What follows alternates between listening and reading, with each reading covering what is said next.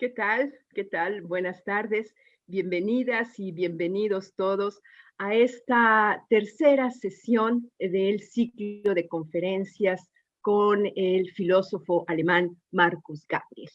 A nombre de la Cátedra Alfonso Reyes de la Escuela de Humanidades y Educación del Tecnológico de Monterrey, les comento que lo recibimos con muchísimo gusto y que es un motivo de enorme alegría poder cerrar este ciclo con este tema apasionante, la crisis del ser humano, y ya en días muy cercanos para celebrar el Día Mundial de la Filosofía, como lo declaró la UNESCO. Qué mejor manera que celebrar la filosofía con Marcus Gabriel y con el tema la crisis del ser humano. Y para realizar la introducción el día de hoy hemos invitado a nuestra querida colega, la doctora Ivonne Cepeda, es profesora investigadora del Tecnológico de Monterrey en el campus Ciudad de México, especialista en el tema de la filosofía y la tolerancia, y con mucho gusto le cedo la palabra a Ivonne. Adelante, gracias. Muchas gracias, Ana Laura, muchas gracias a la Cátedra Alfonso Reyes por esta oportunidad, pero sobre todo muchas gracias a Marcus Gabriel por acompañarnos en esta tercera ocasión acá en México, tomando en cuenta también la diferencia de horarios. Ya hemos reflexionado contigo sobre diferentes, yo más que un ciclo de conferencias, yo más bien lo llamaría un seminario sobre esta realidad en crisis, y esta tercera reunión nos invita a pensar la realidad de la crisis del ser humano.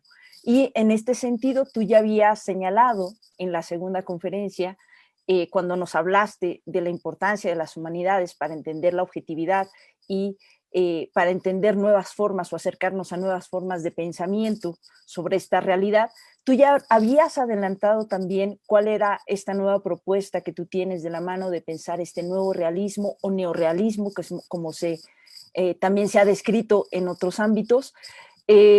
Quizá la pregunta más sugerente de esta propuesta que nos haces es ¿por qué pensar la no existencia del mundo? Es decir, ¿por qué pensar que el mundo no existe? Y ya de antemano hay ahí una afirmación o una argumentación de por qué precisamente el mundo no existe.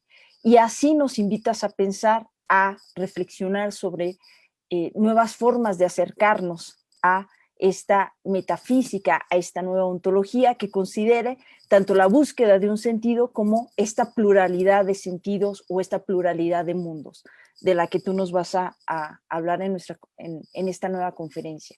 En este sentido, creo que terminamos este ciclo de conferencias, este seminario, con el tema quizá más sugerente, que es cuál es el papel de nosotros como seres humanos dentro de esta nueva propuesta que nos haces de repensarnos y repensar el mundo. Entonces, bueno, pues yo nada más me queda ceder la palabra y escucharte con bastante atención y bastante emoción al mismo tiempo. Muchas gracias, Ivonne. Es siempre un grande placer de estar con ustedes, aunque, digamos, virtualmente, pero estamos juntos en una nueva comunidad, digamos, que no existe realmente, pero sí existe. Empezamos con precisamente este tema. Entonces, el ser humano, nosotros, somos los animales que no quieren serlo.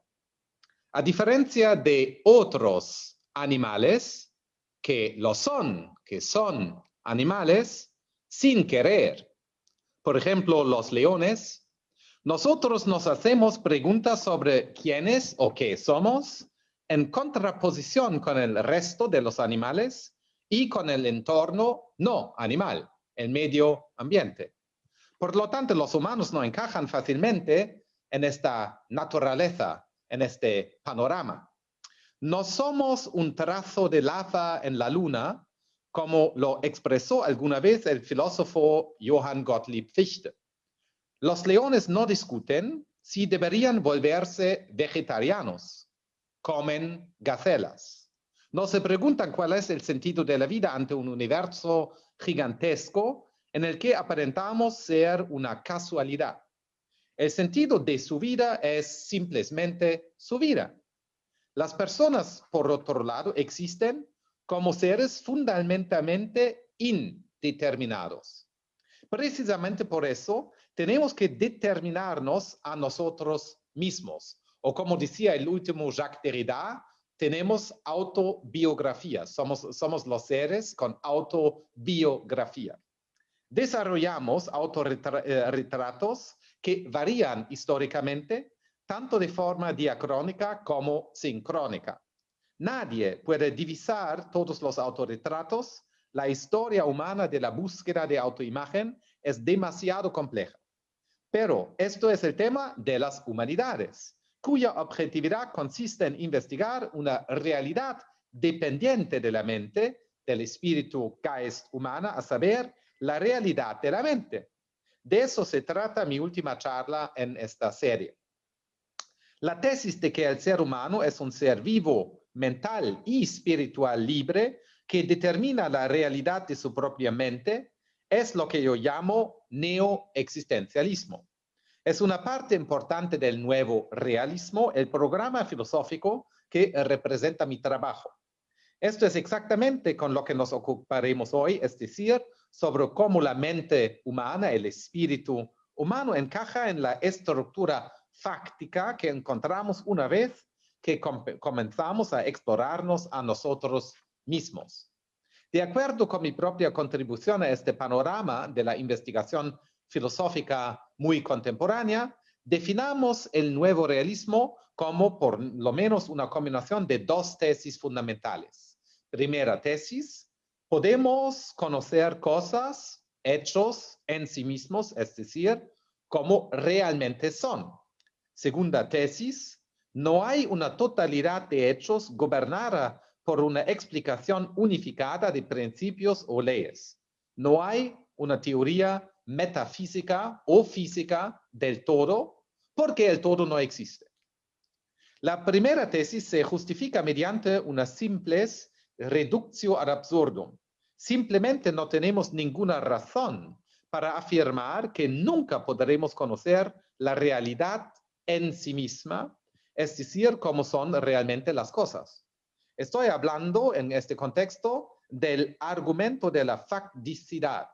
Si todos los hechos se transmiten a través de algo, por ejemplo, de medios, del cerebro, de la conciencia, del lenguaje, de la cultura, del género, etcétera, de tal manera que no podemos ver los factos, los objetos directamente, ¿qué pasa con el hecho de que todos los hechos se transmitan a través de algo más? O bien podemos conocer directamente este supuesto hecho de la mediación absoluta o no. Si no podemos conocerlo directamente, entonces tenemos una viciosa regresión infinita, porque tenemos que pasar por un número infinito de mediaciones antes de poder conocer cualquier cosa, lo cual es imposible, ¿no? Entonces, si la única manera de conocer la realidad es a través de la activación del cerebro, que nos presenta con imágenes del entorno, ¿qué tal con el conocimiento de este hecho? O conocemos el cerebro o no. Entonces, el cerebro que se conoce a sí mismo no se conoce a través de una imagen del cerebro. Los neurocientíficos no estudian imágenes, no es historia del arte, pero cerebros. Pero sí es posible conocer a los cerebros, entonces es falsa la tesis de la absoluta mediación de los hechos. Eso es el argumento de la facticidad, en este caso en el contexto del debate de la dicha neurofilosofía, que ni es filosofía ni neurociencia, es una bestia, digamos, como Trump. Bueno, trivialmente, en todo caso, si la alternativa postmoderna a esta tesis, que podemos conocer la realidad tal que es, fuera cierta, entonces no podríamos saber que es cierta. No podemos saber que no podemos conocer las cosas en sí mismas, sin a su vez saber algo acerca de cómo son realmente las cosas. Por ejemplo, sin saber que la voluntad de conocimiento no es nada más que una voluntad de poder, etc. Lo que es más una tesis de esta forma, ¿no? Es imposible saber algo porque cada pretensión al saber es nada más que una declaración de poder, entonces nadie sabe nada, lo que no es una posición, digamos, muy recomendable. Aproximadamente, esto corresponde, como ya he dicho, al argumento de la facticidad. Es decir, la conclusión dice, en algún nivel teórico u otro, cualquier teórico tendrá que reconocer que lo que afirma es verdad lisa y llanamente. Es decir, no solo verdad por estipulación o relativo a algún sorprendente parámetro social, digamos, o inconsciente. Por lo tanto, tenemos derecho a suponer que hay hechos objetivos de primer orden que se mantienen independientemente de las complicadas transiciones a nivel teórico mediante las cuales cuestionamos la objetividad de la crítica de la ideología y la sometemos a una crítica adicional, etc. Entonces, mi lema para esto es: la deconstrucción tiene que detenerse en algún lugar y ¿por qué no parar antes de que provoquemos una regresión brutal?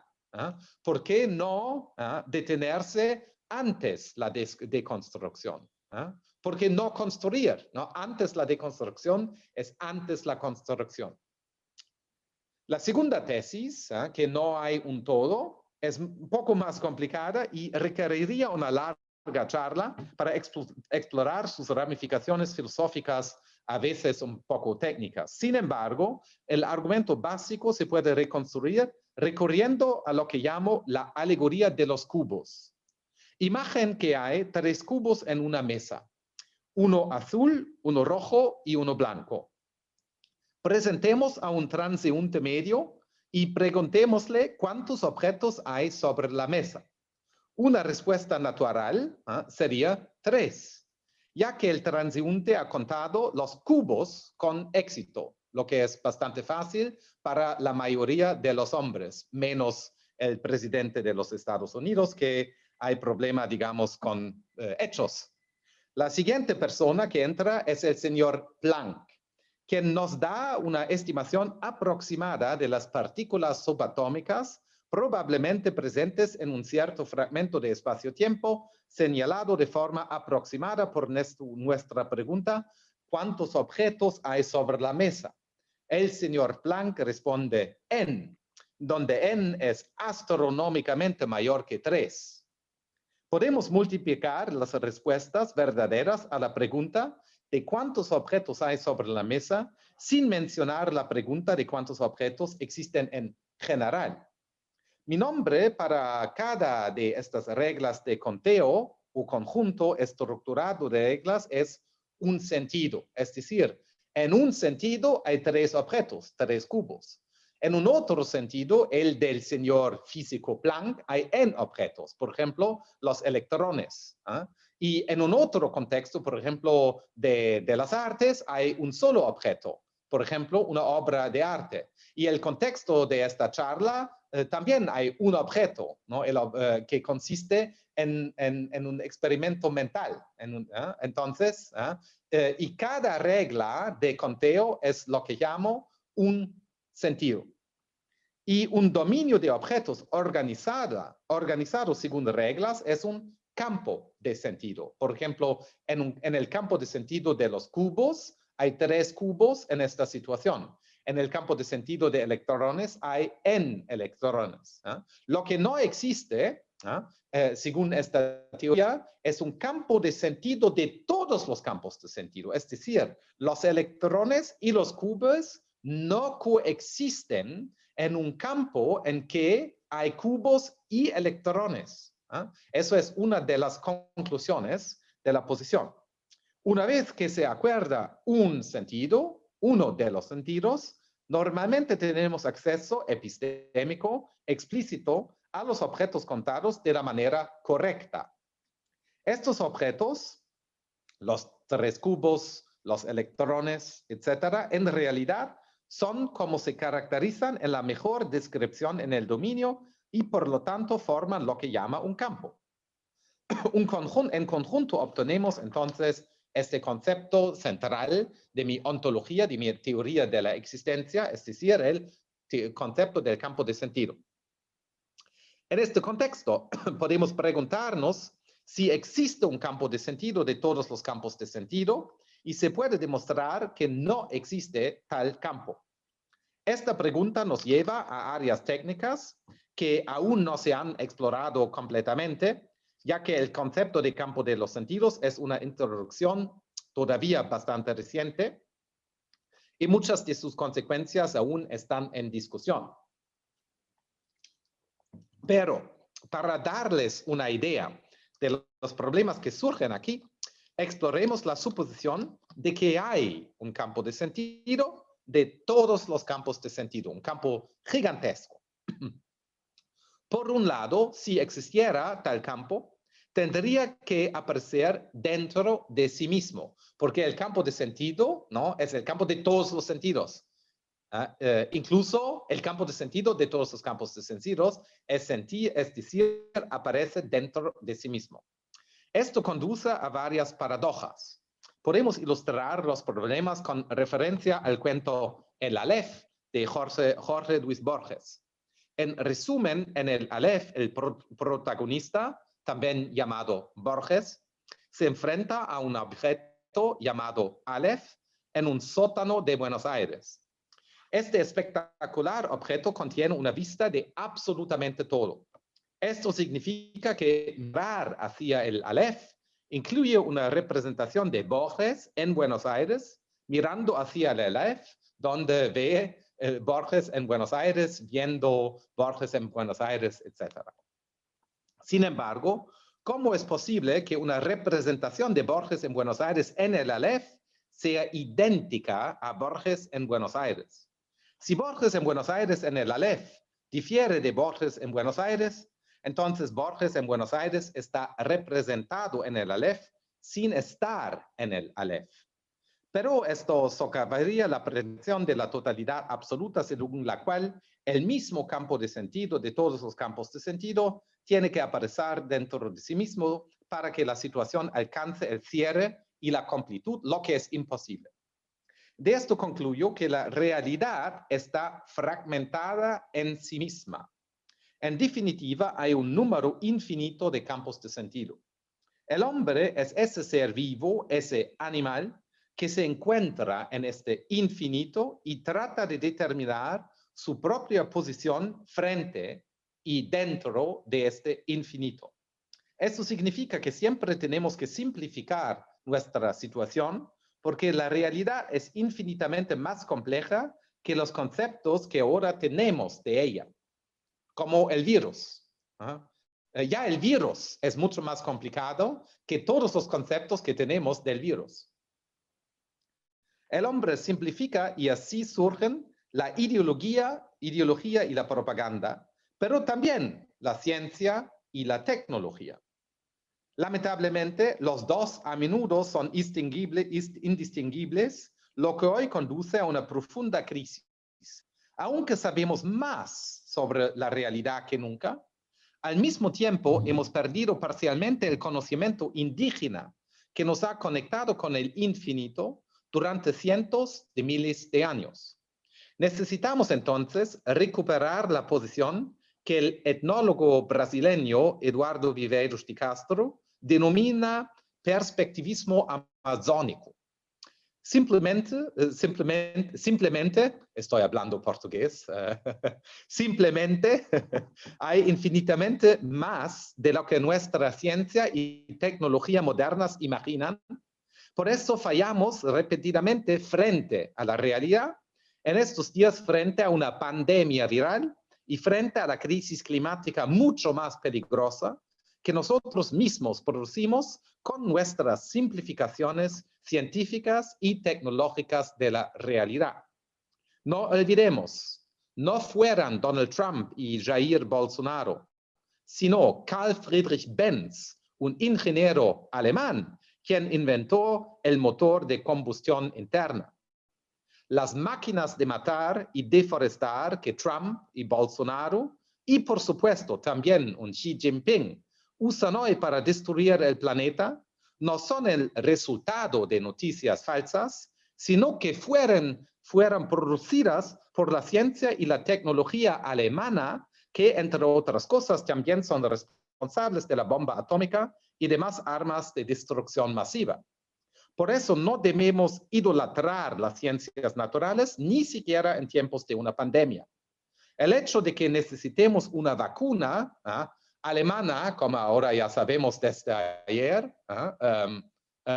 lo que es, digamos, será una ventaja para la economía alemana, y un medicamento que todavía no tenemos, pero también para, digamos, alemán, BioNTech, no significa que la medicina deba determinar el significado de la vida.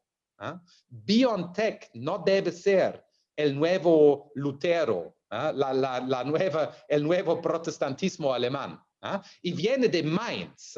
La empresa BioNTech está ubicada en Mainz, la ciudad de Gutenberg. Es la misma ciudad donde se inventó la escritura y la imprimentura moderna. De cualquier manera, la realidad es plural en sí misma y contiene mucho más de lo que es medible físicamente. Mis argumentos a favor de un pluralismo ontológico genuino tienen importantes efectos de retroalimentación sobre el tema de la objetividad en las humanidades. No solo tenemos la justificación para creer que las humanidades investigan hechos objetivos relacionados con la subjetividad y la objetividad por igual, sino también para negar que haya una sola totalidad de hechos y que tendría sentido identificar una disciplina privilegiada, la física, por ejemplo, o un tipo de disciplina que sería capaz de escribir un libro sobre el mundo en su totalidad, tipo Stephen Hawking. Idealmente, una disciplina representada en la división académica del trabajo rastrea algunas cuestiones de hecho en sus respectivos campos de sentido. Si no hay un campo de todos los campos, no puede haber una megadisciplina, la ciencia, o como se dice en los Estados Unidos, science. Science sería la megadisciplina, science. The scientific method es la megadisciplina, la bomba intelectual de los gringos, que es la ciencia, cuyas estructuras teóricas internas sean el padrón oro ontológico y epistémico de la adquisición del conocimiento. Creer lo contrario es un grave error lógico ontológico y por lo tanto debe evitarse sobre la base de que son los hechos lo que importa. Por tanto, no hay ninguna buena razón para que las humanidades adopten una postura defensiva frente al progreso científico natural, que no niego. Es importante, prefiero mi dentista al dentista de Aristóteles. No soy un crítico de la ciencia en este sentido. No tengo ningún elemento negacionista. Pero es importante, ¿no?, crear las condiciones de lo que llamo ahora una nueva ilustración, es decir, una cooperación de las humanidades y de otras formas de saber con el progreso natural, científico y tecnológico. Esto es el futuro, es la cooperación y no la negación. Por el contrario, hay una serie de muy buenas razones para que las humanidades se reclamen un asiento en la mesa del progreso científico. La ciencia natural misma enfrenta serias limitaciones en la medida en que ignora el punto de vista humano. En este contexto, muchos buenos científicos han empezado a darse cuenta de que cuestiones como la conciencia, el sentido del tiempo, la complejidad irreducible de los seres vivos, etcétera, deben tomarse mucho más en serio de lo que solían tomarse si queremos avanzar hacia nuevos conocimientos que cambien el paradigma.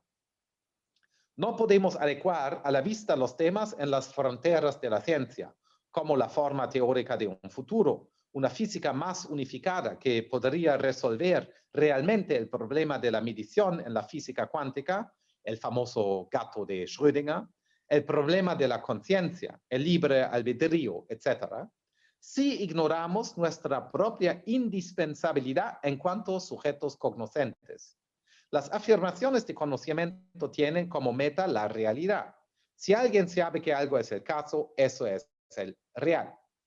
Llamemos la concepción epistémica de la realidad al punto de vista según el cual ser real es ser el objetivo potencial del pensamiento apto para la verdad, es decir, del pensamiento falible. En un eslogan, la realidad es aquello de lo que podemos estar equivocados. Este punto de vista no conduce necesariamente a una imagen metafísica, según la cual solo hay una realidad de escala máxima allá fuera, identificable, por ejemplo, con el universo como un gran objeto físico o todo el espacio-tiempo o lo que sea. No hay ninguna razón válida para negar que alguien pueda equivocarse sobre las diversas causas de la Revolución Francesa.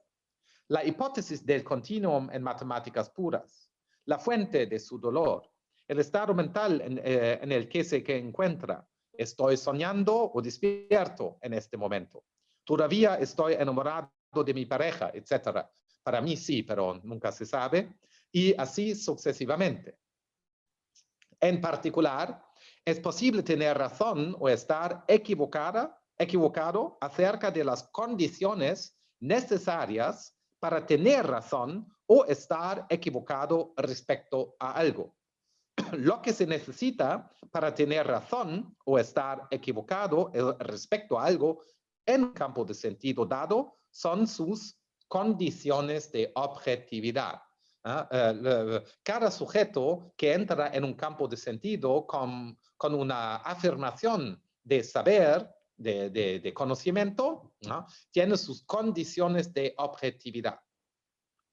Esto corresponde a la idea misma de un método. Un método es una manera de hacer explícitas las condiciones de objetividad para un campo de sentido dado, disponible públicamente y transmisible por la enseñanza, la tradición, etc. Por eso las ciencias naturales también tienen sus historias.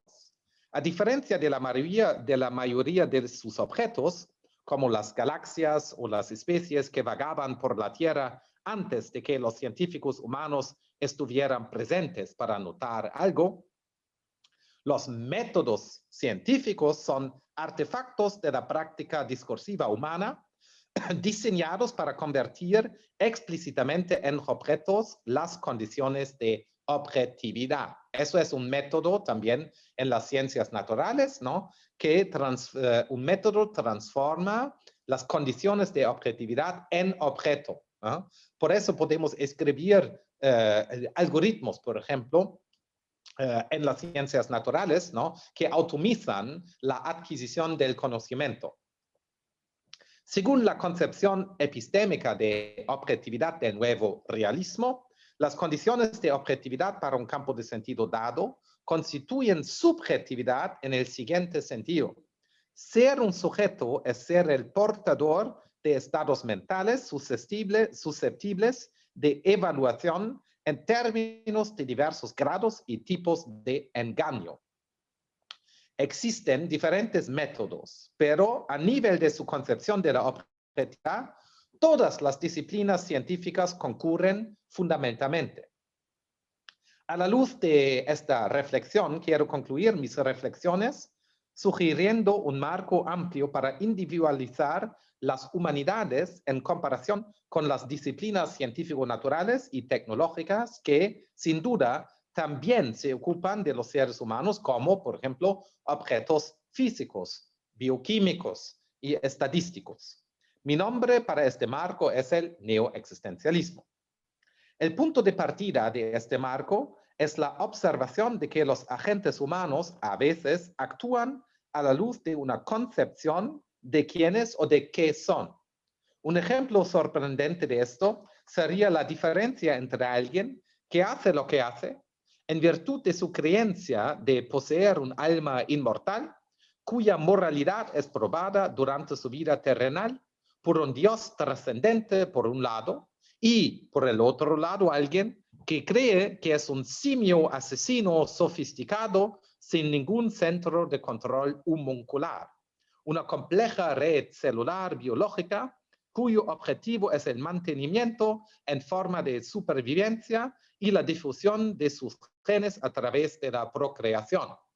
Es más o menos Richard Dawkins en un parágrafo.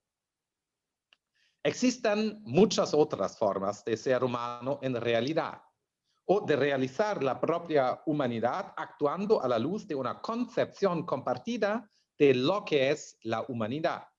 Las humanidades, como la antropología, los estudios religiosos, la sociología del conocimiento, etc., investigan tales formas de ser humano en su modo específico de manifestación institucional, histórica, etc. El siguiente paso en el argumento es la referencia a una distinción entre dos tipos de error. El error sobre un tipo natural versus el error sobre uno mismo como agente. Desde el punto de vista de la concepción epistémica de la realidad, podemos definir un tipo natural como un tipo de objeto que es exactamente lo que es, independientemente de la verdad o falsedad de nuestra actitud. Los electrones o los virus, pero algunos electrones es un caso más claro, son candidatos para este género de tipos naturales, ya que tienen sus propiedades sin importar lo que alguien crea sobre ellos. En un nivel u otro, las ciencias naturales descubran propiedades de las clases naturales, aunque no puedan reducirse a esto, porque a veces crean nuevos objetos y por tanto dan origen a propiedades que son producto causal de sus teorías. Eso es lo que ocurre en la ciencia de los materiales o en un acelerador de partículas que es capaz de generar nuevas partículas. La ciencia no es solo una lista de tipos naturales y sus propiedades, una tabla de elementos. Podemos distinguir los tipos naturales de lo que el filósofo de la ciencia Ian Hacking ha etiquetado útilmente como tipos interactivos. Específicamente, los humanos son tipos interactivos en virtud del hecho de que cómo nos concibamos importa para quienes somos. Mi ejemplo favorito es el de alguien que piensa que es un bailarín de tango talentoso, pero que en realidad apenas puede bailar.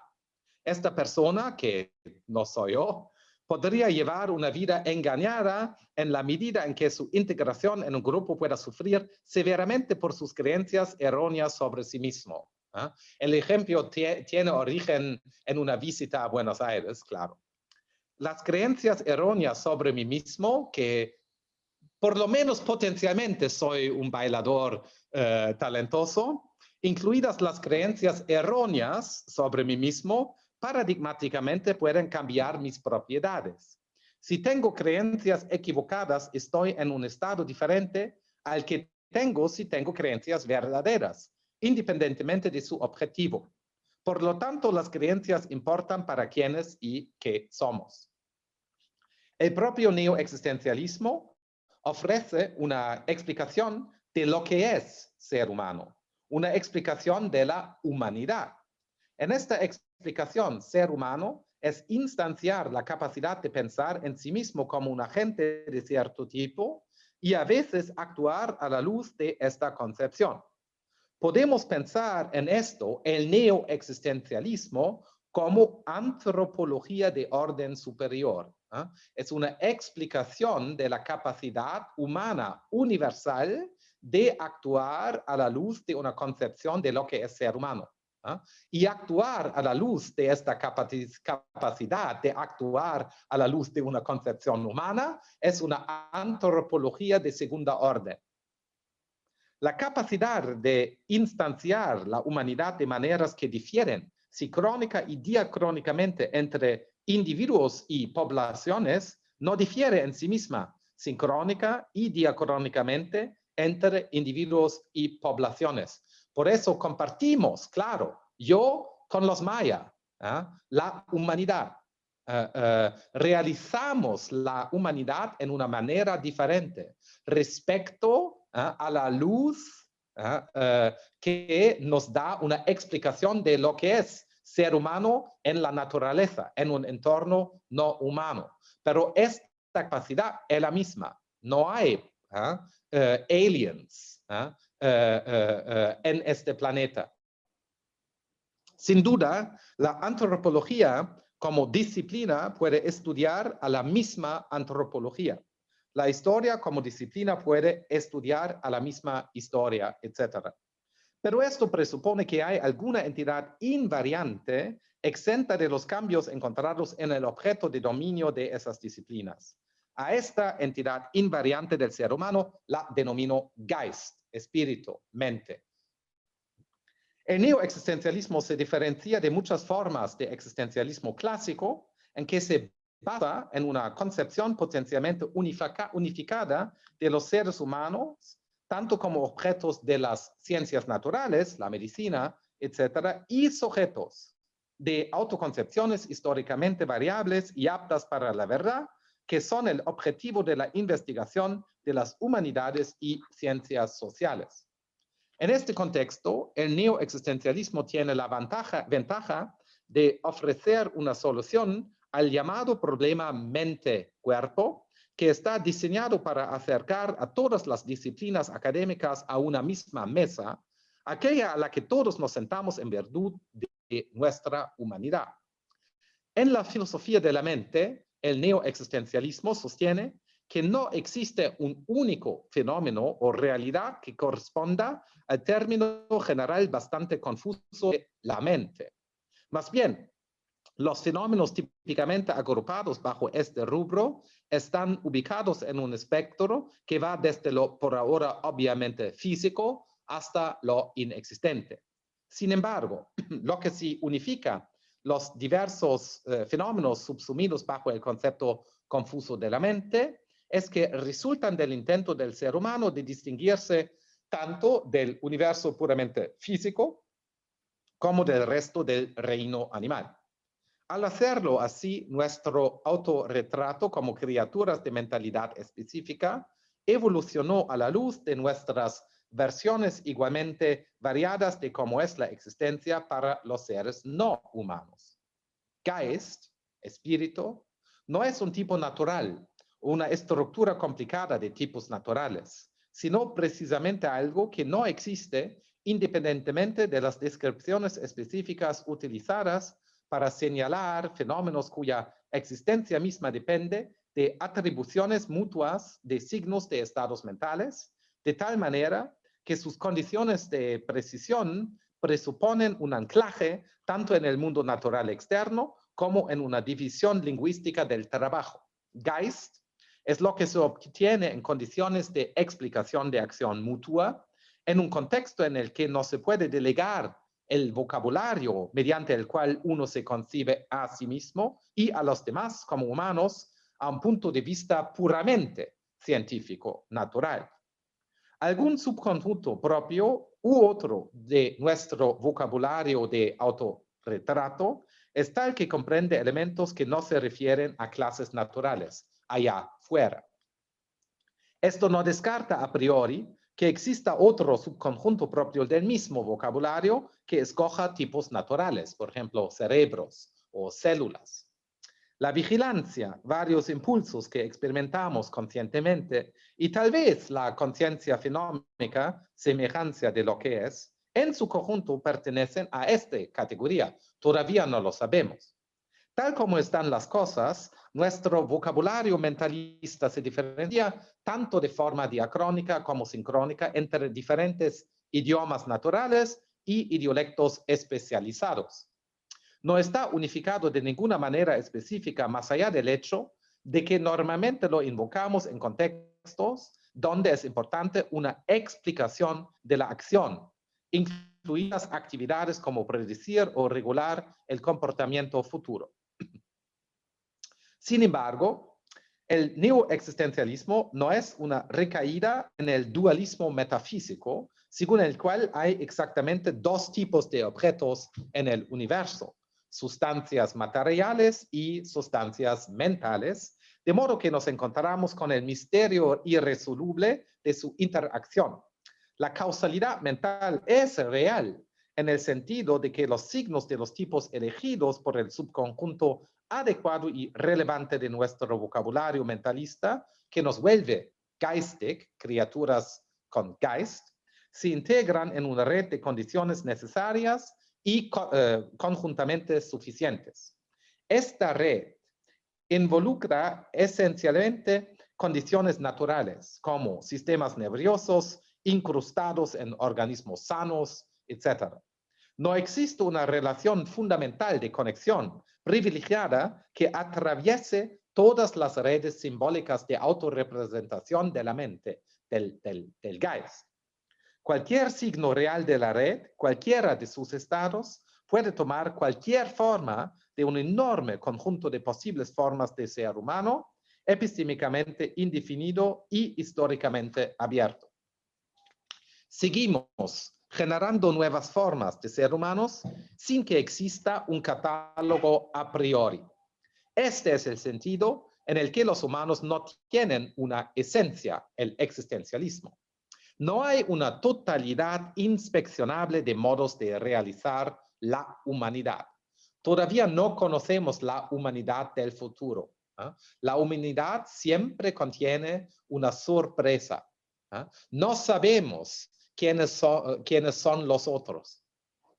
Las humanidades nos recuerdan nuestra propia humanidad. Este es uno de sus roles cruciales en la modernidad. La ciencia no sobrevivirá a los ataques materialistas a las humanidades que, entre otras cosas, son el resultado de una cosmovisión científica equivocada. La cosmovisión científica es una distorsión ideológica de la actividad científica fácilmente explotada por grupos cuyo interés radica en precisar una supuesta esencia específica del ser humano, como la falsa idea de que el yo humano es idéntico al cerebro o algún otro sistema del subsistema del sistema nervioso. Si somos simios asesinos sofisticados, ¿por qué resistirnos a la plena ciberdictadura al estilo chino o norcoreano?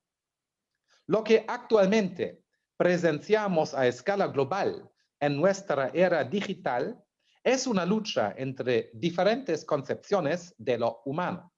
Si marchamos por la ciencia sin marchar por las humanidades, nos deshacemos de la capacidad misma de describir nuestra situación, de hacerla transparente y, por tanto, de defender los tipos de valores universales que garantizan el acceso socioeconómico al corazón invariable de lo humano.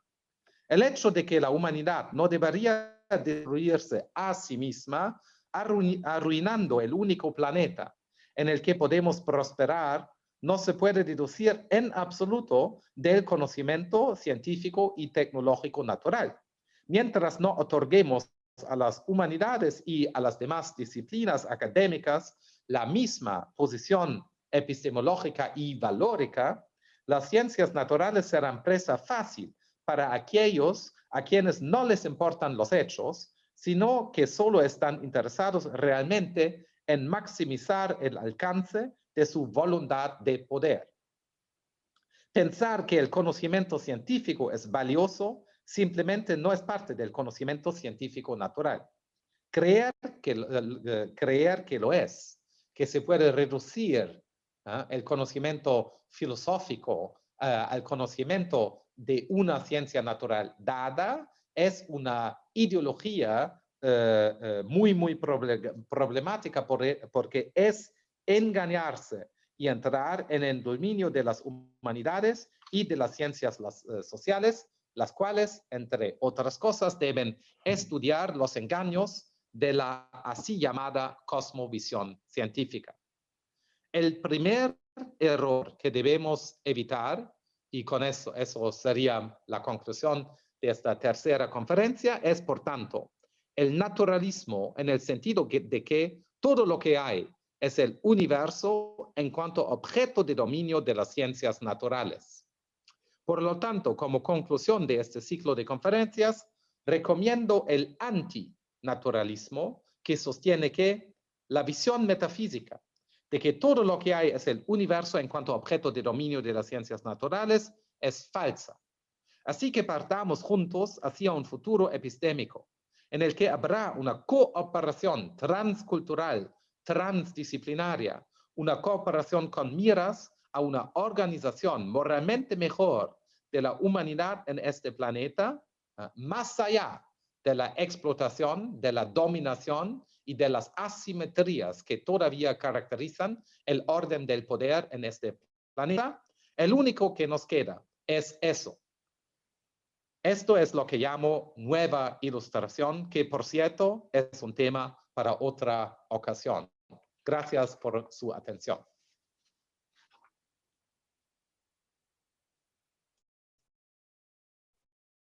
Muchas gracias, Gabriel, por tan interesante plática. Estoy segura que tanto en el auditorio hemos empezado ya a recibir algunas de las preguntas que tu conferencia ha suscitado en la audiencia. Yo nada más quizá aprovecharía un poco la cercanía digital que tenemos en este momento para hacerte una pregunta, un comentario. No puedo evitar cuando tú haces esta mención, y voy a citar tu conferencia: el hombre es ese ser vivo que se encuentra en el infinito y trata de determinar su propia posición frente y dentro a ese infinito. No puedo evitar pensar en ese ser arrojado de Heidegger que busca encontrar un sentido en el mundo, que se encuentra en este mundo y que lo único que tiene seguro es su propia finitud frente a este mundo infinito. Y este ser arrojado también lo aborda Heidegger. No es un ser que se encuentre solo, sino es un ser acompañado, y Heidegger lo menciona con este ser cuidado, este modo de ser cuidado que aborda en Ser y Tiempo.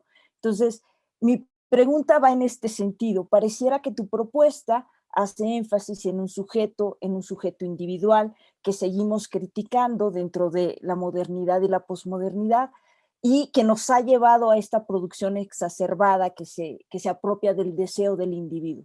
Entonces, mi propuesta o mi pregunta sería, Gabriel, ¿cómo salimos de este sujeto individual ensimismado en esta satisfacción de deseos? ¿Y qué nos ofrece este nuevo neorrealismo o este neorrealismo para encontrar un sentido de comunidad que vaya más allá de una falsa interpretación o representación del otro, y que nos ayude a crear esta comunidad? Sí, entonces, el sujeto en este contexto, ¿no? de una red compleja de condiciones necesarias y conjuntamente suficientes para la existencia del sujeto, este sujeto es un producto causal social. No es una construcción social mental, pero sí una actividad causal completamente real de producción y reproducción, incluso sexual, ¿no? del sujeto. Es decir, y para mí, ¿no? en el contexto de la ontología social, he defendido en un nuevo libro, Ficciones es el título, es una referencia, no meta-referencia, evidentemente, a Borges y todo. Entonces, en este libro, en la tercera parte, defiendo una ontología social según la cual el ser social, ¿no? es más fundamental que el sujeto, en el sentido que entonces del disenso. El disenso es la diferencia entre campos de sentido. Y se vivo, ¿no? en el contexto de un disenso respecto a la posibilidad de actividades de los demás, vivo en un contexto social. Y la única manera de entrar en lenguaje y de sobrevivir como bebé humano ya es la producción social. Es la única manera para nosotros. Entonces, el sujeto, ¿no? es social en una manera todavía más fundamental que en Heidegger, porque no, antes el fenómeno. Eso es el tema, como sabemos bien, de la natividad de Hannah Arendt. Entonces, la perspectiva de la madre es más fundamental ontológicamente que la perspectiva de este hombre Heidegger, ¿no? Porque Heidegger no tiene, como sabemos, ¿no? una teoría, ¿no? de cómo se entra. Entonces, las condiciones sociales en Heidegger, ¿no? El cuidarse llega demasiado tarde, porque ya estamos, ¿no?, en un nivel prefenómico social, ya en la madre, ya en el ya en un contexto completamente simbiótico, en cuanto casi planta, ya estamos social. Es por eso que empieza, ¿no?, en esta teoría mucho más antes de la capacidad que estoy describiendo, ¿no?, desde el punto de vista de la fin de la autodeterminación. El neoexistencialismo que he presentado hoy, ¿no?, es la fin de un proceso de autodeterminación, pero este proceso tiene como precondición la socialidad y la materialidad del cuerpo, sin duda. Perfecto, muchas gracias, Gabriel. Comparto una pregunta que nos llegan por nuestro auditorio. Espera, sí. La vulnerabilidad humana ante temas de salud vienen asociadas hoy en día con decisiones políticas que no necesariamente están tomando en cuenta ciencia y ética. ¿Tiene la filosofía, y esta es la pregunta, una oportunidad para alzar la voz en los debates de nuestras naciones? Sí, eso es una cuestión muy, muy importante. En este momento es lo que estoy haciendo aquí en Alemania como intelectual dicho público. Estoy discutiendo, por ejemplo, con varios epidemiólogos muy famosos que ahora están tomando las decisiones aquí, ¿no?, de la política de salud frente a la situación crítica del virus. Por ejemplo, hoy he hablado otra vez con Karl Lauterbach, que es un epidemiólogo muy famoso aquí y político de la democracia social, que está en el Parlamento. Entonces es tanto un político como un epidemiólogo, dos papeles, y él está tomando decisiones, ¿no?, con Angela Merkel. Por ejemplo, el segundo lockdown que ahora tenemos en Alemania fue, entre otras cosas, una discusión, el resultado de varias discusiones con también filósofos. Y aquí en Alemania hoy, visto que parece que BioNTech ha encontrado una vacuna muy, muy efectiva, la Comisión de Ética de la República Federal de Alemania, que tiene filósofos y filósofas en este grupo, ¿no?, está parte integral de las decisiones de distribución de la vacuna. El problema es eso, es una comisión local, es alemana, pero el problema es universal. Es por eso que ahora estoy proponiendo, ¿no?, una perspectiva realmente universal y global. Pero aquí en Alemania estamos realmente desde marzo discutiendo precisamente el punto de vista también de todas las disciplinas para la solución de la crisis.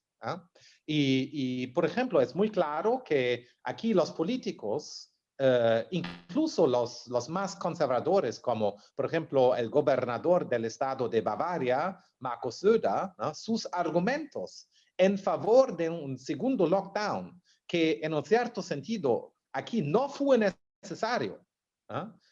Su decisión, él lo dijo públicamente, fue la siguiente: no somos una comunidad de egoístas, y ¿cómo se dice? Herd immunity en español. Entonces, el herd immunity no es ético. Y esto cuesta billones de euros, ¿no?, esta decisión. Rebaño, se dice. Sí, exacto. Rebaño. Sí, y esta decisión, ¿no? Entonces aquí tenemos esta discusión. Pero claro que nosotros aquí, Alemania, es uno de los estados más ricos del mundo. Es más fácil aquí que tengamos esta discusión. Pero es importante que tenemos, ¿no?, una discusión global acerca de estas cuestiones, porque últimamente no son nacionales. Es una ilusión creer que son problemas nacionales, ¿no? La vacuna sería, estamos frente a una discusión global, ¿no? Cómo distribuir, quiénes disfrutan, y cómo también distribuir, por ejemplo, las riquezas que generamos a través, ¿no?, del descubrimiento de una vacuna, etcétera, etcétera. Es decir, ¿no?, en tal, el papel de la filosofía del futuro tiene que ser que nos estamos en la situación pública como una parte integral y crucial de la autodeterminación también de las sociedades. Y cada perspectiva, hay muchísimas perspectivas, ¿no?, tiene que hablar. Por ejemplo, la situación mexicana, ¿no?, es muy particular, visto por ejemplo el multiculturalismo específico en México. Y la frontera con los Estados Unidos, ¿no? Y todo este fenómeno de tránsito, ¿no? La posición geopolítica de México, la situación postcolonial, etcétera, etcétera, ¿no? Y eso es decir que México contiene perspectivas, ¿no?, que son invisibles en otros lugares. Y por eso tienen valor para la discusión universal de quienes queremos ser en cuanto a humanidad. Y el papel de la filosofía, tal que la pienso, es precisamente una contribución a este diálogo de la humanidad con sí misma. Y los aspectos técnicos, científicos de la filosofía que nos discutimos, claro, en los seminarios de especialización, claro que hay una técnica de filosofía, pero la meta de la técnica de la filosofía es el progreso moral de la humanidad, y de la humanidad entera, no de los europeos o de los americanos. Y es por eso que ahora tenemos que ser vigilantes respecto a la nueva ideología. La nueva ideología post-Trump es la ideología del oeste. Es decir, es el fenómeno transatlántico Europa con Biden. Y eso también es muy, muy peligroso como fantasía. Mejor que Trump, sí, todo es mejor que Trump, pero esta combinación, ¿no?, también tiene, ¿no?, sus lados, digamos, ciegos, ¿no?, sus ilusiones, ideologías y la nueva propaganda. Y tenemos que continuar, ¿no?, a minar los conceptos que reglarán esta nueva ideología que está por venir. Ya ahora empezó con la vacuna, que es una cooperación con Alemania y los Estados Unidos. Muy buena noticia, claro, una vacuna. Pero ¿qué hacemos con la distribución? Y ahí empiezan los problemas muy, muy reales. Gracias, Gabriel, por la respuesta. Adelante, Enrique. Sí, Marcus, tengo una pregunta. El problema de los idiomas es que las palabras no siempre tienen una traducción exacta. Y parece ser el caso de esta palabra en alemán hermosísima, que es la palabra Geist, que cuando la traducimos en español, no importa la palabra que utilicemos, parece que se queda corta. Podemos utilizar espíritu, podemos utilizar mente, y parece que la más cercana en esta ocasión, de la manera en que tú la utilizas, es la palabra mente. Sin embargo, creo que de la manera en que tú la estás utilizando, corremos un grave peligro, porque en español, cuando utilizamos la palabra mente, estamos hablando de una categoría muy, muy individual, ¿no? La mente como una categoría de entender la realidad desde un punto de vista muy, muy particular. Y esto, por definición, limitaría o inclusive anularía esto que tú llamas los campos de sentido, ¿no? Entonces, quiero pensar que esta propuesta que tú haces, neoexistencialista, no es una invitación al relativismo, pero a lo mejor estoy pensando de manera incorrecta. El pluralismo es algo bueno, pero el relativismo tiene muchos peligros y creo que hoy en día lo estamos viviendo. Ser políticamente correctos hoy en día y decirle al otro que tú tienes tu punto de vista y yo tengo mi punto de vista, pues evitamos los conflictos, pero cuando estamos en discusiones filosóficas, podemos caer en muchos peligros, porque al final de cuentas, si cada quien tiene su verdad, pues nadie tiene la verdad, y como tú muy bien manejaste hace rato, tenemos que basarnos en ciertas verdades, ¿no?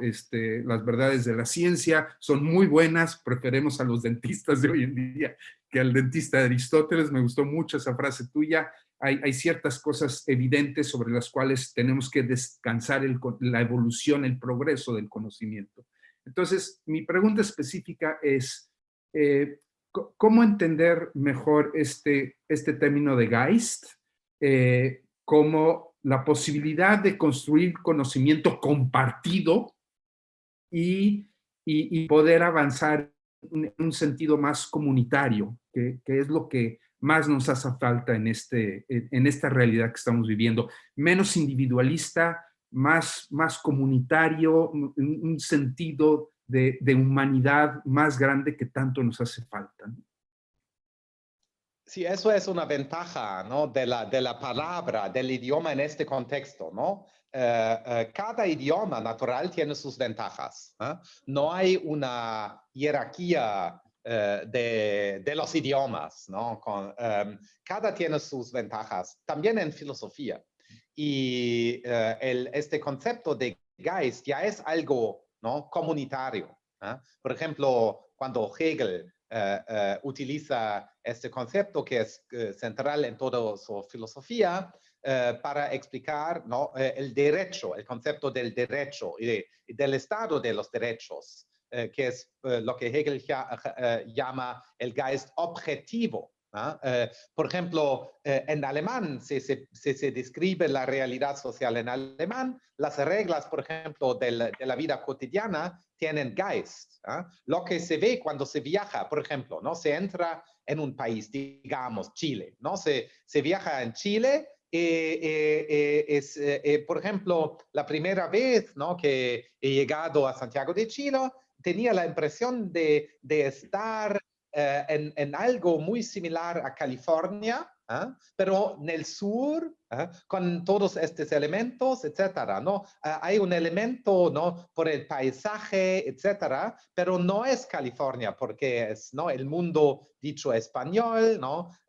Los olores, los colores, pero ¿no? Lo que se ve cuando se entra, ¿no? Así es India, digamos, ¿no? Es lo que se llama Geist en alemán. Se ve el Geist, la mente no se ve. Entonces es algo también, es la atmósfera también, ¿no? En alemán se puede hablar del Geist, de la atmósfera, por ejemplo, ¿no? de una cena, ¿no? Ayer la cena, entonces la memoria que tengo de este encuentro. O por ejemplo, ¿no? El Zeitgeist, ¿no? El espíritu de la época, ¿no? Exacto, el espíritu, exacto, sí. Los barrios de la Ciudad de México, los barrios de DF tienen su Geist. Roma tiene un Geist muy, muy particular, que la arquitectura, los bares de mezcal y todo, sí. Y eso es Geist, ¿no? Es algo muy objetivo, algo que se ve. Y este Geist es una expresión de la capacidad humana, ¿no? de vivir una vida particular. Y este Geist se manifiesta en todo lo que hacemos, en la postura, en la moda, en lo que bebemos y comemos. Por ejemplo, ¿no? La belleza muy espectacular, increíble de México, por ejemplo, ¿no? La comida, por ejemplo, que solo existe, la comida realmente mexicana, solo existe en México. Es imposible comer. Hay algunos restaurantes en el mundo que son más o menos, que son aceptables, pero no es realmente. Y esta comida también tiene Geist. En este sentido, es algo que se ve. A veces, Geist es cercano de cultura también, pero cultura tiene su lado ya relativista. Geist no, porque Geist es una realidad. Y soy completamente contra este relativismo, porque sí, es simplemente falso que cada uno tiene su mundo o su verdad. Es una ideología, una ilusión muy, muy peligrosa. Por ejemplo, para mí es bullshit pensar que una mujer, es difícil decir lo que es una mujer. Pero digamos, ¿no? A veces la gente en el contexto de la política de identidad, ¿no?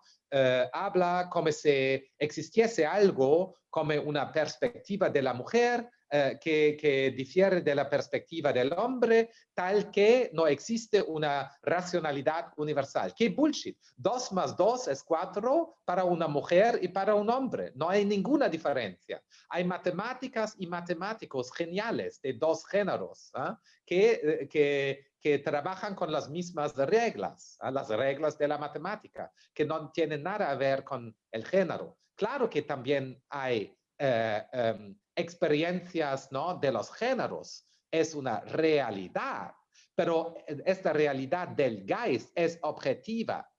Es el contrario, ¿no? Mi teoría también de la identidad social es realista. Es decir, es siempre la negación del relativismo. Y el relativismo, como tú dices, también es un peligro político, porque destruye la experiencia de una realidad compartida. Y la estrategia del neoexistencialismo es decir que los hechos, ¿no? que compartimos son por lo menos de 2 niveles. Son los hechos naturales, los virus que no se puede negar, lamentablemente, que existen, que son peligrosos, como ahora vemos, pero por otro lado también tenemos la reacción a la pandemia. La reacción a la pandemia también es objetiva, pero no está sujeta a la lógica del virus. La virología no puede explicar la política de la World Health Organization. Son 2 registros diferentes, pero igualmente objetivos. Entonces, eso es la función de este concepto Geist, que es un concepto técnico. Podemos inventar una palabra española, ¿no? Para marcar el concepto, por ejemplo, Geisto, o algo más bonito, Geista, para que sea femenina, ¿no? Para una contribución al feminismo del lenguaje sería la Geista, o algo así. Para definir esto. Pero el concepto ya lo tenéis. Y lo interesante es que, por ejemplo, en japonés y chino hay un concepto completamente sinónimo al Geist. Pero también hay otros conceptos.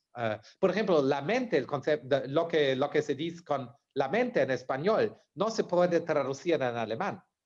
No tenemos una palabra que corresponde exactamente a mente en español, lo que también es interesante. Es por eso que hablo, ¿no? de vocabularios mentalistas, es decir, vocabularios de autorretrato del ser humano que difieren sincrónica y diacrónicamente, porque el español de hacía 400 años también tiene otro vocabulario mentalista que el español hoy. O el español en México tiene otro vocabulario mentalista que el español en Madrid. Perfecto, muchas gracias, Marcus. Una pregunta de Arcángel de Jesús Vázquez, que sigue un poco el sentido de la pregunta de Enrique. ¿El sentido de la realidad cambia dependiendo de la individualidad? Sí. Entonces, el sentido sí, pero no la realidad. Por ejemplo, ¿no? En esta discusión imaginaria entre, ¿no? una persona que cree en Dios y la alma inmortal, y Richard Dawkins, ¿no? O tenemos una alma inmortal o no. Es decir, uno o dos, en este caso, ¿no? Se engañan, porque los dos pueden estar equivocados también. Pero en todo caso hay la posibilidad de error y de engaño.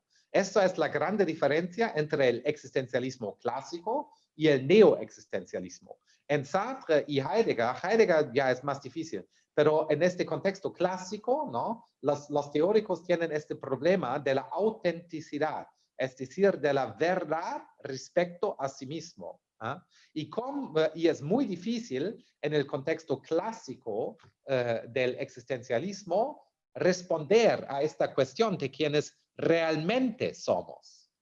Porque para el existencialismo clásico somos idénticos a la autodeterminación. Entonces no hay ningún criterio fuera de la autodeterminación que nos explica quiénes tienen razón. El neoexistencialismo, a su vez, tiene un concepto de realidad compartida y de realidad compartida en el nivel de los sujetos. Eso es una de las diferencias. Por eso, ¿no? Hablo, por ejemplo, de la producción y reproducción sexual de los animales humanos. Tanto Heidegger como, por ejemplo, Sartre tienen un problema con el hecho de que somos animales. El estatus de la animalidad es muy problemático en el existencialismo clásico. Es por eso que la primera frase, ¿no?, de mi texto es: el humano es el animal que no quiere serlo. Y el existencialismo clásico es una negación de la animalidad del animal que no quiere serlo. Y en el neoexistencialismo somos animales. Y aunque varias personas tengan sus sentidos de realidad diferentes, la posibilidad de engaño existe. Donald Trump tiene todo un otro sentido de la situación ahora que Joe Biden o nosotros. Imagina, ¿no?, que es un momento de victoria. No, eso no es victoria, Donald. Eso, lamentablemente para ti, es más un engaño. Ahora es autoengaño. Antes, ahora, los fake news se transformaban en autoengaño. Y es un momento de, como se dice, the great relief para nosotros. Finalmente, el engaño es autoengaño. Bien, muchas gracias. Una pregunta de Malena Bedoya. ¿Cómo podríamos entender un campo de sentido sobre el pasado en este nuevo existencialismo? ¿Cómo entender el pasado desde esta perspectiva? Sí, el pasado es siempre difícil. Entonces, el pasado, ¿no?, en la forma lógica, consiste en los hechos que ya no podemos cambiar, ¿no? Esa es una manera, ¿no?, de definir lo que es el pasado. Entonces, el pasado es algo completo y fijo. Pero ahora tenemos un problema con la memoria, ¿no? Porque el acto de conmemorar a veces, ¿no?, tiene su contribución a cambiar el pasado, ¿no? Cada uno tiene esta, ¿no?, en una crisis personal o ahora también en la crisis, ¿no? Por ejemplo, si ahora Alemania descubrió realmente la vacuna, la interpretación del pasado del marzo cambiará, porque todos dirán: sí, siempre lo sabíamos, siempre era la estrategia de Alemania. No, no, no, no. Eso es una falsificación del pasado. Pero el pasado puede ser más abierto que se piensa. Pero en todo caso, digamos, ¿no?, normalmente el concepto de pasado es el concepto de hechos que ya no podemos cambiar. Es por eso que el pasado, en un cierto sentido, es un paradigma de realidad, porque el pasado, ¿no?, nos da un criterio independiente. El problema aquí, claro, es un problema muy profundo de la filosofía de la historia, es el sentido de la memoria.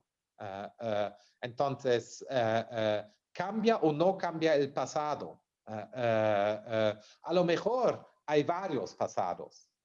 Hay pasados de tipos naturales que no pueden cambiar respecto a un cambio de autorretrato, y hay pasados que cambian. Por ejemplo, los pasados de pareja también cambian a la luz del presente.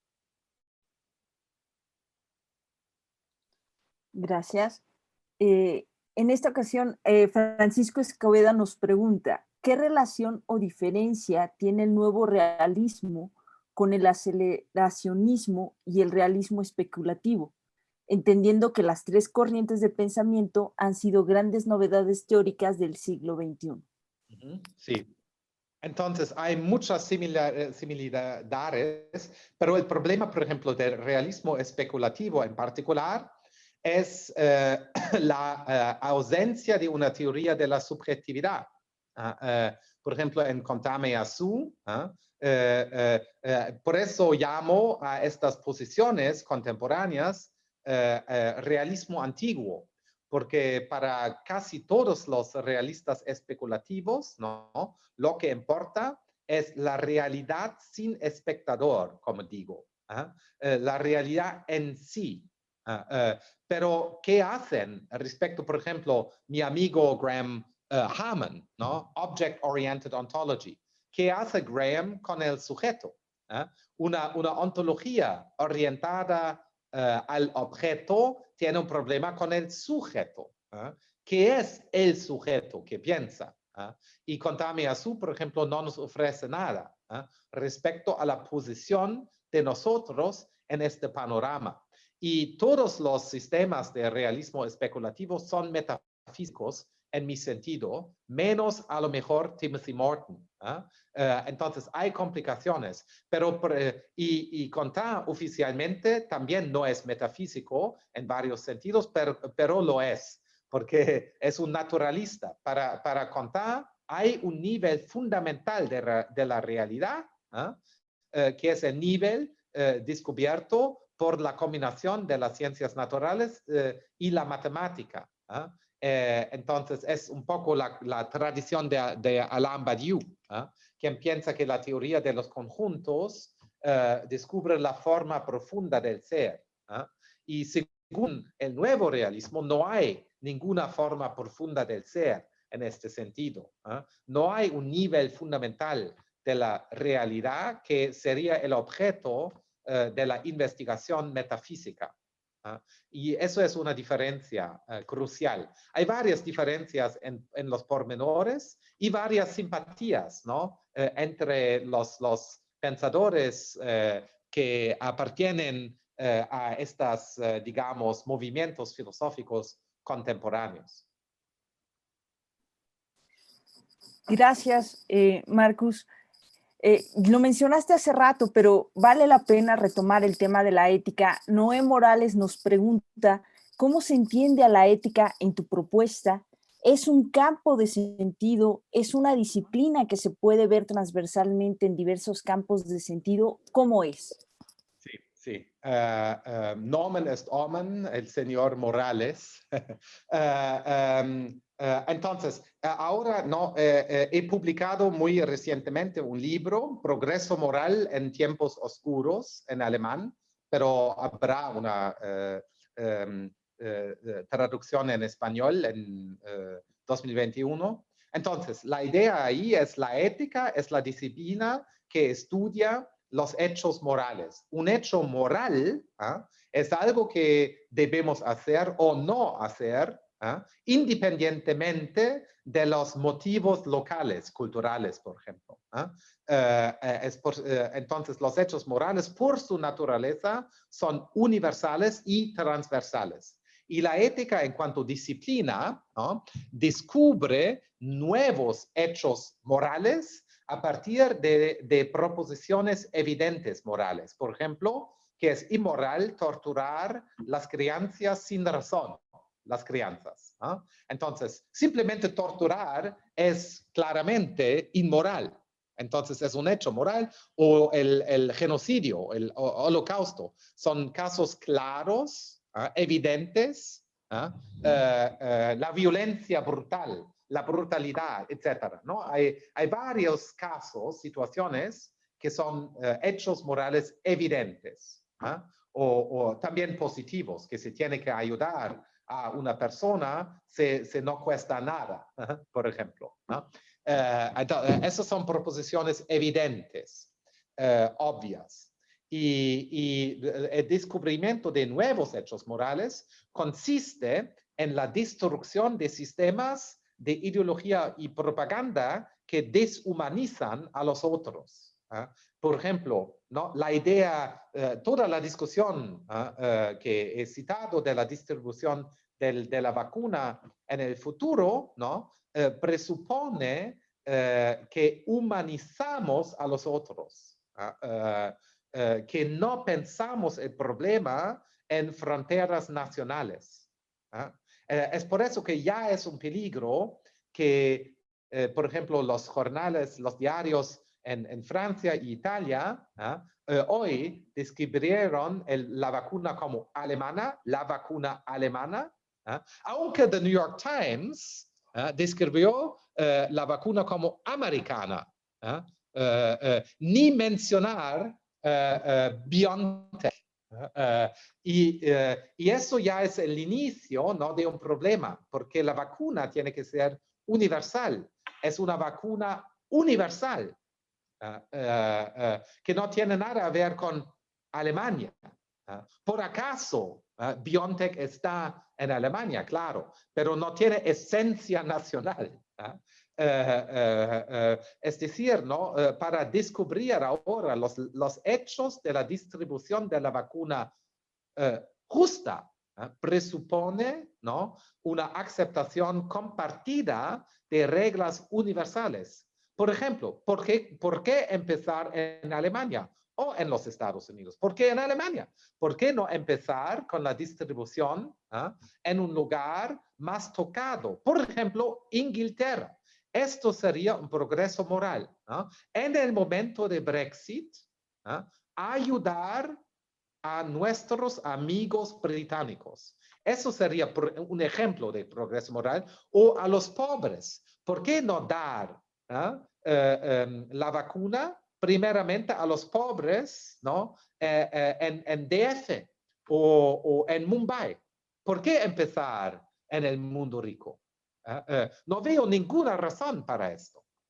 Entonces, eso sería una forma, ¿no? Entonces, la forma de los hechos morales es la forma de la igualdad radical en las consideraciones respecto a lo que debemos hacer o no hacer.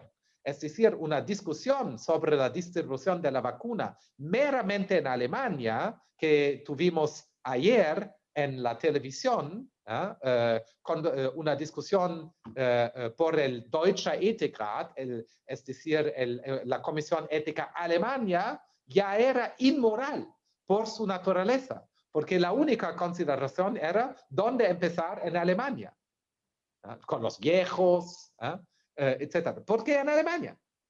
Entonces, eso es el modelo, ¿no? Es un universalismo radical, baseado en un realismo moral que reconoce a la existencia de hechos morales objetivos en el sentido de que la verdad moral no depende, ¿no? de mi voluntad o de la voluntad de un grupo. Sí, los hechos morales se dirigen a los humanos. Y en este sentido tienen un lado subjetivo, es decir, que se dirigen a nosotros, no a los leones. Los leones no participan en discusiones éticas, pero claro que los leones también merecen atención ética, pero no por discutiendo, ¿no? También hay formas de vida, bebés, leones, etcétera, que requieren atención ética sin poder responder en una discusión ética, claro. Esos son algunos elementos de la filosofía práctica del nuevo realismo que ahora estoy descubriendo y describiendo en toda una serie de libros.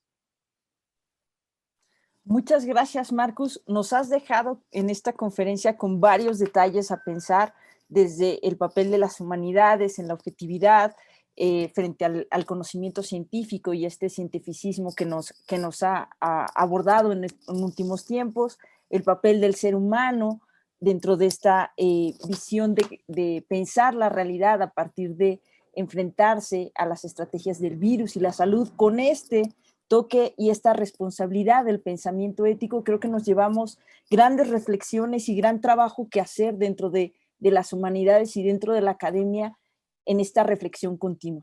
Cedo la palabra a Ana Laura Santamaría. Gracias, Ivonne. Pues, Marcus, muchísimas gracias por esta serie de 3 conferencias para pensar la realidad en crisis. Las conferencias se han quedado grabadas, están disponibles de manera gratuita para toda la comunidad, para seguir motivando el pensamiento, para enriquecernos en la posibilidad de imaginar un futuro. Y muchísimas gracias por poner a la filosofía en el puntal de esta palestra de la discusión sobre nuestra posibilidad de futuro. Y Marcus, ¿sabes qué?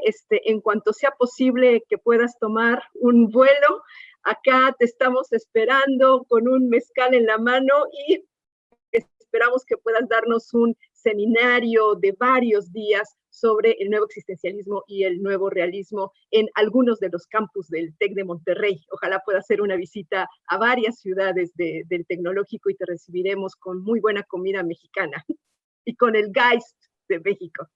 Sí, con mucho gusto, porque es uno de mis Geist preferidos. Preferidas. Muchas gracias, y de esta manera comenzamos, digamos, las celebraciones del Día Mundial de la Filosofía una semana previa. Hasta el próximo evento de la Cátedra Alfonso Reyes. Gracias. Gracias a todos ustedes.